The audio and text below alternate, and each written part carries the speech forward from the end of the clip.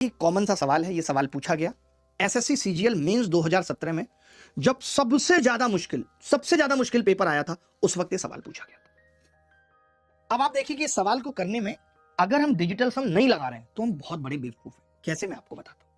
अगर मैं आपसे पूछता हूं कि ए का डिजिटल सम कितना होगा, तो आप बोलेंगे 5 और 2 7 और 1 8 होगा दुर्गा साहब। यानी ये पता चल गया दुर्गा जी कि ए और बी का डिजिटल सम बराबर है। तो अगर मैं यहां पे इनके डिजिटल सम की वैल्यू पुट करूं तो ये तो 0 हो जाएगा, 8 - 8। ये भी a माइनस बी यहां पे भी आएगा, ये भी 0 हो जाएगा या नहीं, बोलो हो जाएगा। अब आप देखना कि जब मैं 8 और 8 यहां रखूंगा तो 16 होगा, 16 होगा।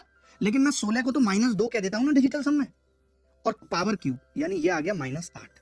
मुझे मालूम है कि लास्ट में अगर माइनस आ गया तो 9 जोड़ के पॉजिटिव बना दूंगा, यानी 1। यानी सवाल का उत्तर वो होगा जिसका डिजिटल सम 1 होगा। तो पहले वाले का 9 और 6 और 4 10 1 हो रहा है, ये उत्तर हो सकता है। इसका 1 नहीं हो रहा, ये उत्तर नहीं होगा। इसका 1 नहीं हो रहा, ये उत्तर नहीं होगा। इसका 1 नहीं हो रहा, ये उत्तर नहीं। यानी अभी ये तो कुछ भी नहीं है, ये तो कुछ भी नहीं है। आप ऐसे ऐसे सवाल आज की क्लास में करोगे कि आपकी रूह कांप उठेगी।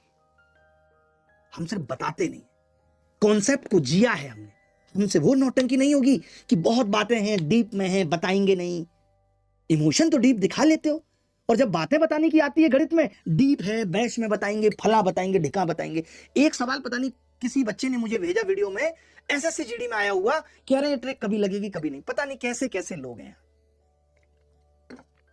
सही में ऐसा लगता है भगवान ने एसएससी बना के गलती कर दी।